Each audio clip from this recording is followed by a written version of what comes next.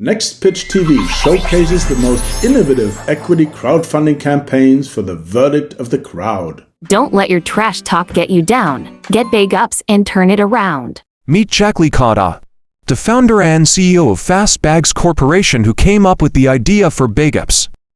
Veteran and former captain in the United States Air Force. Hi, Jack. Welcome to Next Pitch TV. I appreciate you coming on, and I must say I've been really impressed with the campaign that you're running there on WeFunder. There's definitely, you seem to be checking all the boxes is what it comes down to, which I am always happy about. I should explain briefly that I'm actually a serial entrepreneur myself, having started more than 12 companies over 40 years. You can check them out at iapprentice.com if you're interested. And I was fascinated by the advent of equity crowdfunding and decided that, okay, let's do a company called Next Pitch, which defines the next generation of pitching, meaning pitching to the crowd. And so looking for companies that are going to be the next unicorn, that most people seem to be looking for. We're looking for what I consider to be the essence of entrepreneurship. And when we looked at your campaign, it's kind of, okay, he had a problem that he experienced in your job at the military, I should say. I'm not even sure exactly which branch. Sorry about that. And you decided to do something about it. You, if I understand it correctly, invested $200,000 of your own money to develop the plastic, I want to say technology, or the whole system, I should say. And of course, viewers can see the campaign, including your video, so that they can see the whole story and get your side of the story. But what amazes me is not just a great idea. Obviously, we all know that having a more sustainable future with plastic, especially being biodegradable in, I believe, 2 to 3 years, as opposed to, God knows, a lifetime. That's a pretty big deal. But also combining it with former veterans as well as disabled people, I love it. It's really touching a lot of stones there that are right. And I'm very glad to see that at the moment, I think you're at about 150,000, give or take. And I'm sure that's going to continue to go up quite a bit. So wanted to ask you, if I may, what exactly are the pain points that you've experienced getting ahead with the RegCF platforms and RegCF in general, if I may? Well, thanks, Ralph. Thanks for, finding us and understanding the essence of what we're all about. I think you really captured it right there. It is about making a difference, solving a problem for the environment and for veterans and people with disabilities as well, and for the end user. So we are trying to, we didn't start this way. It's been an evolution. Your question was, what are my pain points with the RegCF? I think some of the pain points, Ralph, are that now that these platforms are getting a lot of campaigns out, they're not advertising for you. Right. Maybe they're sending out to a small percentage of the people that are on their list. So in my experience, they really haven't done much for us as far as on the marketing side of things. Maybe as you pick up steam, maybe by the end of your campaign, they did an initial, hey, when we first launched, but again, it wasn't, I don't think, to a lot of people. They did something very recently where our name was in part of 7. But again, I think it's to a very, very small, don't expect them to do anything for you as far as pushing your message out. Listen, I'm thankful that we have the platform. I'm not bad-mouthing them. I'm grateful that they've, created the platform and the coaching for us to get here and get on it. So I'm not bad-mouthing them. I'm just saying, don't expect them to do the marketing for you. I hear you. Yeah, no, and that is given that you're already on WeFunder, which arguably is certainly one of the top 3 platforms, depending on what measurement you want to use. But they're a great platform. But as you say, ultimately, the only exposure that you're likely to get, and I don't know this definitively, but is based upon the immediate traction. If you get really great traction, then I think you're more likely to get the exposure. And by now, they have an awful lot of users, investors, fuelers, whatever you want to call them. So then, yes, it helps the campaign. But it's a kind of a catch-22. Only when you get the requisite traction do you also get the exposure. Yes. That is definitely a bit of a challenge, although perhaps somewhat understandable given the number of campaigns that they are running. I'm talking about in the industry. When I started Next Pitch originally, in the first year, there were only 132 campaigns. So, that was was quite eye-opening. Of course, it was a new industry, so I didn't know. And that's why at the time I said, okay, right idea, wrong timing. And I let it go until actually I was approached by WeFunder. And I thought, oh, okay, now with over 500 campaigns, this is the time to get back into it. And that's why we decided to restore Next Pitch. So now, how did you actually overcome, in this case, the biggest challenge being the marketing, I guess? Well, we were fortunate enough that we had, when we started, about roughly 4,000 subscribers and a 20,000 person mailing list. So our businesses, you don't have to subscribe. You could buy our product one time or whenever you want. It's not subscription only. And you can subscribe if you just want to, get your garbage bags and your bag up sent to you without even thinking about it. So between our subscribers and people and our customers who are pretty loyal fans, they get behind the mission too. Right.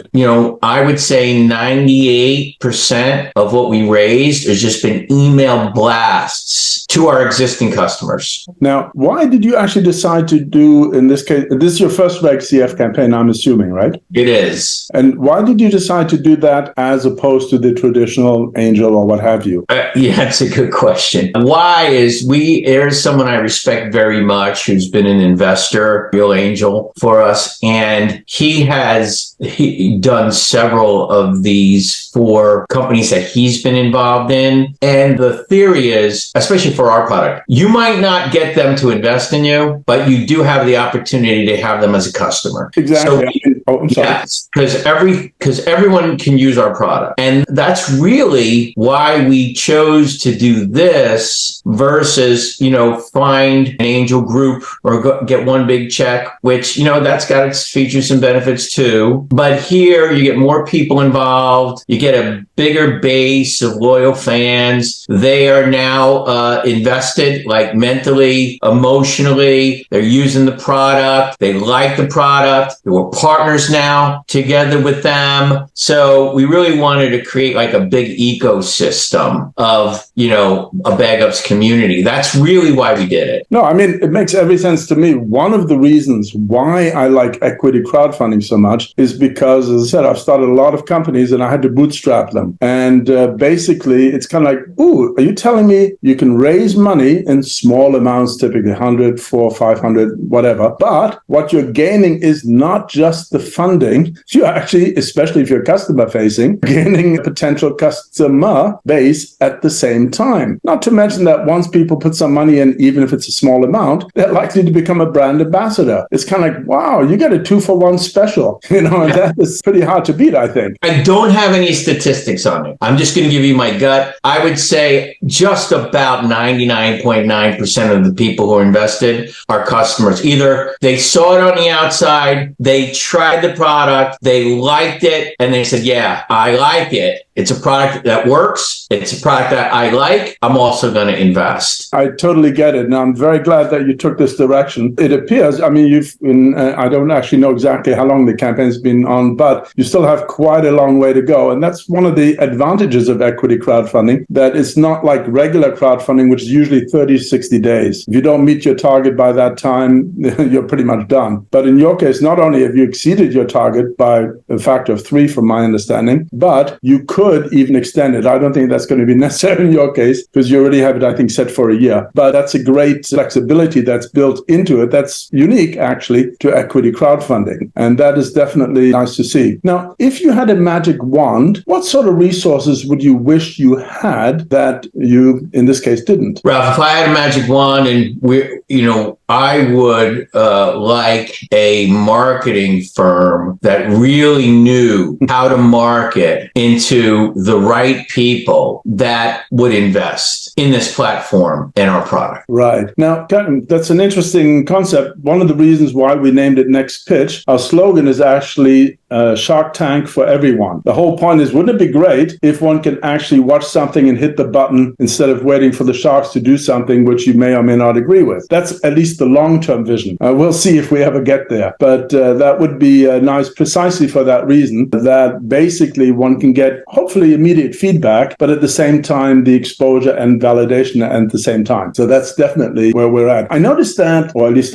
correct me if I'm wrong, I noticed that you are now going towards producing the plastic from stone. I'm not quite sure I get that. Can you explain that to us? Yeah, it's kind of hard for your brain to kind of, when they started talking to me about it, like, what are you talking about? Yeah, for a moment I thought you were stoned, but sorry, bad joke. Yeah, get stoned, don't bag up. So there is a company. So we have been working for many years with a company that makes a special formula that we add to the plastic that actually causes the plastic to degrade. So basically you have a very tight molecular bond between a carbon and a hydrogen, and it breaks down. That's why we like plastic, but it's also why we hate it, because it's very tight and it doesn't break down. So this chemical actually, just like leaves degrade, it causes the electrons to separate, and then it can go and plastic start breaking down. The same company that's engineered that has now engineered a product where the polymer, which is a carbon hydrogen molecule, is not a carbon and hydrogen molecule anymore. 50% of what's going to be plastic is not going to be carbon and hydrogen. It's going to be calcium chloride. So calcium chloride, it's everywhere. Sand.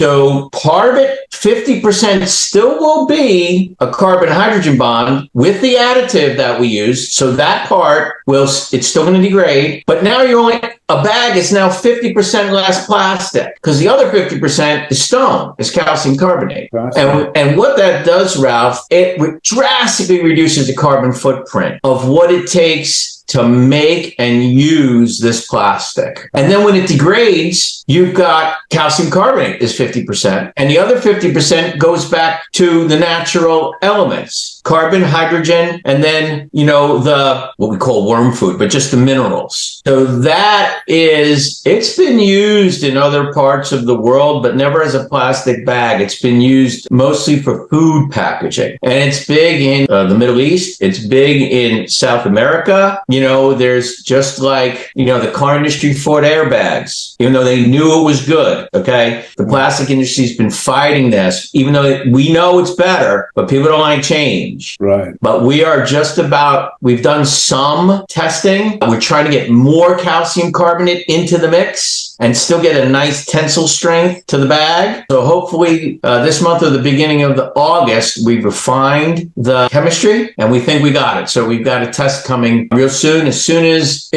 we like the tensile strength and it works on our machinery to make BagUps, we'll be launching that. Very exciting. I must say, that's really cool to hear. Now, I noticed these are also made in the USA, which is almost unheard of. I mean, that's kind of impressive, actually, in its own right, especially for something of this kind where you generally assume, it's got to go from China or God knows where. That's nice to see. One quick question, even though it's maybe a stupid question, is it would seem very logical to use recycled plastic, i.e.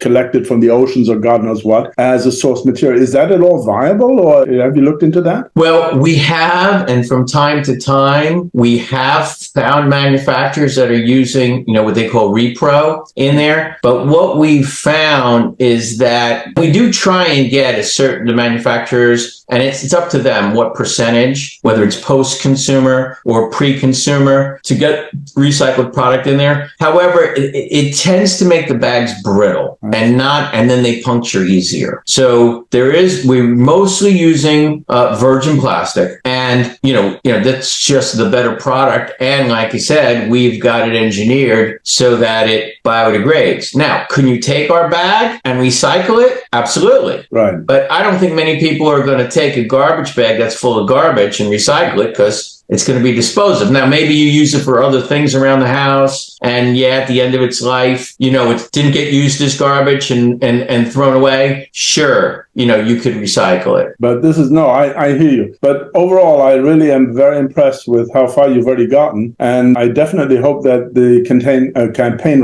continues to gather the momentum that it already has. Well, and go beyond that, obviously. Is there anything else that we can do in any way to help? Well, I think that when people really it's really getting the word out. When people really get there's an alternative, and sometimes they just don't know. Do you know there's an alternative that from bags you're getting from China? Do you know there's an alternative? Do you know there's an alternative to just putting one bag in the garbage at one time. We actually have a dispensing system. So what you're going to do is, you're going to get this box. If you're a homeowner, right, you're going to open the box like this. You're going to just drop this whole thing into your garbage can, and then you're going to get a continuous feed of bags. You don't get to look for a bag again because the next one's right there. And then when this box is empty, you don't get rid of the box. We ship you, and you can buy just replacement rolls. And now and this box pops out, by the way. Part of the patent is when you get to the last bag, you're not going to put your hand in the can to pull the box out. This is patented. The box is going to come out with the last bag. You don't put your hand in the can. So now it comes out, and now you're just going to pop in the replacement roll and start again. People don't know that that's available, and all made in America. And like you said earlier, we only employ veterans and people with disabilities right here in New Jersey. So it's, get the word out that, it's a different solution is available. I mean, that's what we can do. Now, I saw your video, which, by the way, is very good, which is unfortunately not always the case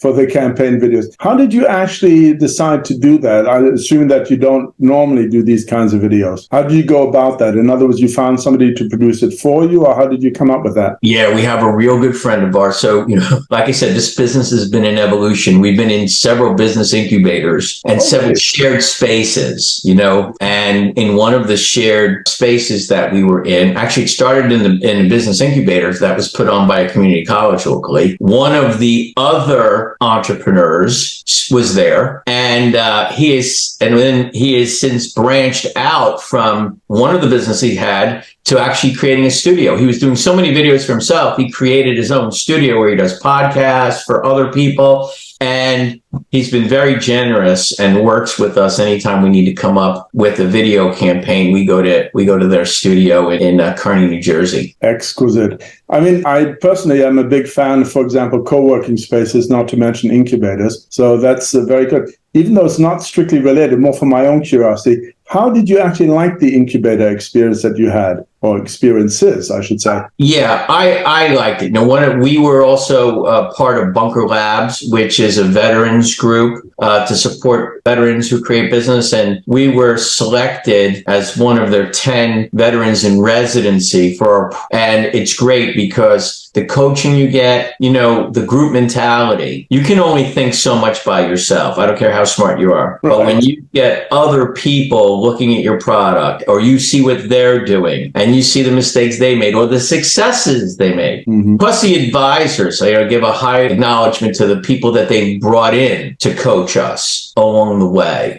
So I say to anybody, boy, if you can get into one of these incubators or shared spaces and really network, that's what collaboration is all about. We're way smarter together than we are as an individual. No question at all. Assuming that the campaign eventually closes, obviously, do you think that you're likely to do additional crowdfunding campaigns, or it's kind of, we got enough, so let's just go from there? I certainly hope we don't have to do any more fundraising because, we're giving away equity. Right. So I'm trying to conserve that as much as possible. And, once we hit a certain number of subscriptions, the company just takes a state change, and we'll be taking all our money right now is just really going to marketing. We've got all the patents. We've done all the R&D. We've got all the machines pretty much we need. And really the new product development at this isn't really costing us that much. So everything really doing is putting money to increase our internal efficiencies and keep getting the word out there, more customers. Wonderful. Well, thank you so much. I really appreciate your time. We will be sending you an email with a link to the video once we've gotten everything figured out or produced, as it were. And I really wish you all the very best of luck with this. And this is exactly, as I said, the kinds of campaign that we are seeking to promote or to expose, I would guess, or showcase is probably the correct word. Yeah, I appreciate it, Ralph. You got to be your own advocate. And I firmly believe, we're trying to find out, there's no one model, but I really like the model of the Dollar Shave Club. We will be the next Dollar Shave garbage bags. With Dollar Shave Club, great company. I'm a customer, okay? But they only sell mostly to men and people who shave, okay? We sell to everybody. Right. Everybody. And I guarantee you change your garbage more than you change your razor blades. So we really and again, we've got a cutting edge biodegradable, sustainable product, but in a dispensing system that revolutionizes how you change the trash and how easy it is. And we haven't even gotten to the commercial side, because there's a commercial side to this where you're really talking about for every 100 garbage bags you change, you save 2 man-hours. And that's documented. That's not only it's environmentally friendly, but there's a real bottom line savings to the businesses, as well as making the employee more efficient and happier. Now the employee, you're not going to send them home, but they can go do something else. Right. So it's a real force multiplier. So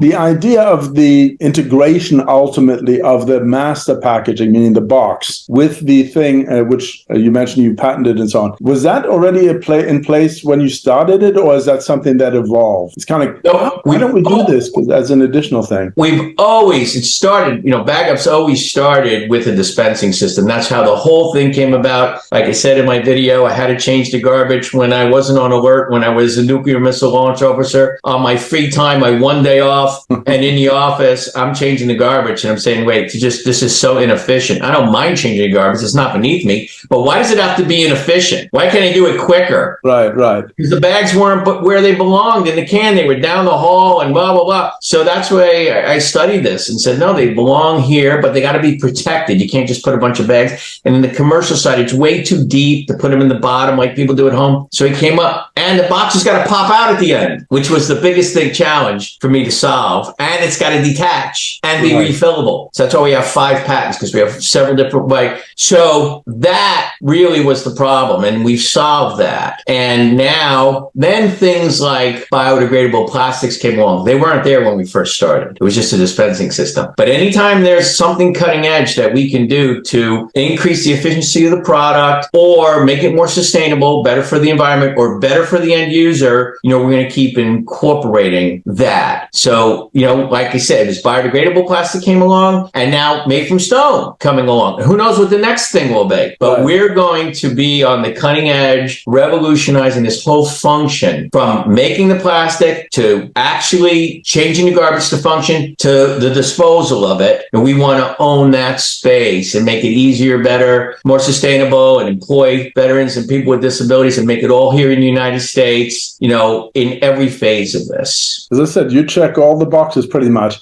Now, on a personal note, actually, I'm fascinated in the sense that you spent, I understand, the majority of your working life in the military until you started this, is my guess. Is that correct, first of all? I went to a military college. I went to the Citadel in Charleston, South Carolina. Then I went right into the Air Force. And I was only on active duty I had a 4-year tour as a nuclear missile launch officer in Missouri in Whiteman Air Force Base. Then I got out and went in the reserves. And so I did not retire. I'm a veteran, but I'm not a retired veteran. I did go to work. Thank you for clarifying that. The reason why I'm asking is primarily because, of course, your life now, I can only assume, is very, very different from your past in this case. I mean, how are you actually finding that? In other words, I've never been in the military other than the combined cadet force a long time ago.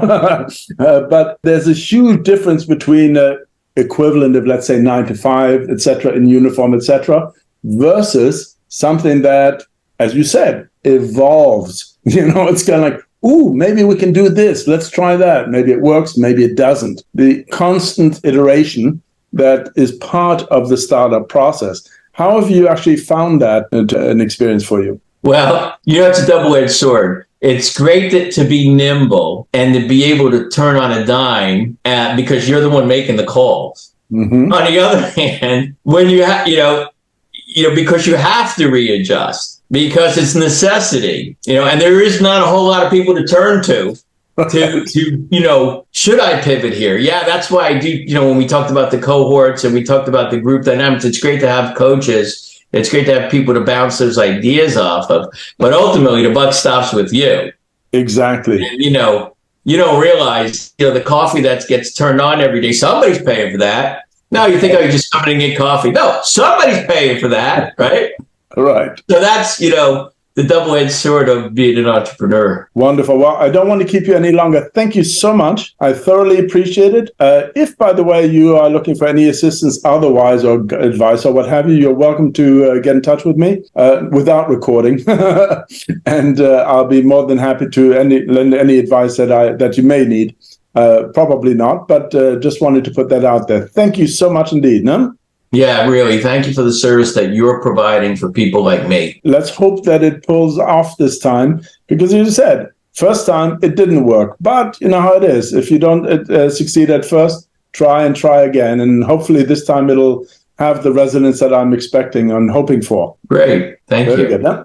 Thank you so much. All right. You're welcome. Okay. Bye-bye. Bye-bye. Embarking on a journey of investment discovery is effortless with NextPitch.tv. As you enter the platform, a plethora of opportunities unfolds. Choose between featured campaigns or browse weekly showcases on the homepage, each just a click away. Immerse yourself in a campaign's essence through a captivating video. Then swiftly access campaign summaries by clicking View Campaign, facilitating informed decision-making. Personalizing your experience is seamless. Mark campaigns as favorites with a star and contribute to the community by rating them under My Rating. When you're ready to take action, the campaign button becomes your portal to the campaign platform, where comprehensive project details empower your investment or reservation choices, providing a user-friendly interface for seamless navigation. With NextPitch.tv, your journey into investment potential is guided by convenience and enriched by informed participation.